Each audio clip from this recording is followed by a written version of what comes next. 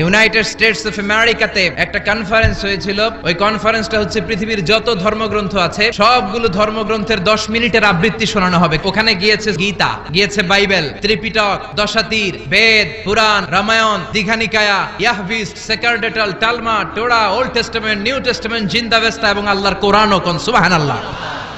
এই কনফারেন্সের উদ্দেশ্য হচ্ছে এইটা চেক করা কোন বইয়ের আবৃত্তিটা বেশি সুন্দর লাগে। সব ধর্মের শায়েকরা, গুরুরা, ধর্মনানকরা আর ফাদাররা আর কারীরা বসেছে। বিচারকের সামনে একটা গ্রিন বাটন, একটা রেড বাটন। প্রথমে ডাকা হয়েছে শ্রীমত ভগবত গীতা। 10 মিনিট পড়েছে, পড়ার পরে বিচারক রেড বাটনে প্রেস করেছে, সময় শেষ, নেমে গিয়েছে। সব ধর্ম গ্রন্থের আবৃত্তি এবং তেলাওয়াতের পরে সর্বশেষে মুসলমানদের ধর্মগ্রন্থ কোরআন আবৃত্তি করার জন্য ডাকা হয়েছে। এসেছে মিশরের কারি আব্দুল বাসিত ইবনে আব্দুস সামাদ। উনি দাড়ি রাখেন না, ক্লিন শেভ, পাতলা একটা চাদর আর জুব্বা পরে চলে এসেছে মাইকের সামনে। এসে আউযু বিল্লাহি মিনাশ শাইতানির রাজীম বলে টান দিয়েছে। উনি সূরা ফাতিহা পড়তে সময় নিয়ে নিয়েছে 13 মিনিট। শ্রীমত ভগবত গীতাওয়ালারা হাততালি দেয়, সময় শেষ, কোরআন গেছে। কিন্তু কি আজীব তামাশা, বিচারক তো লাল বাতি চাপে না।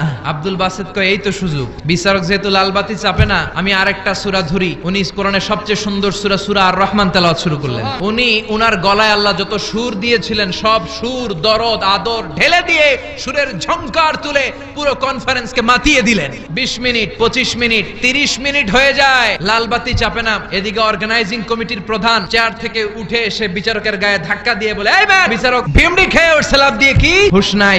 না পেরে বিচারক দাঁড়িয়ে বলে, ও আব্দুল বাসিত ইবনে আব্দুস সামাদ, আজকের এই প্রতিযোগিতায় তোর জন্য তেলাওয়াতের কোনো সময় নাই, তোর যত মনে চায় তুই পড়ে যা।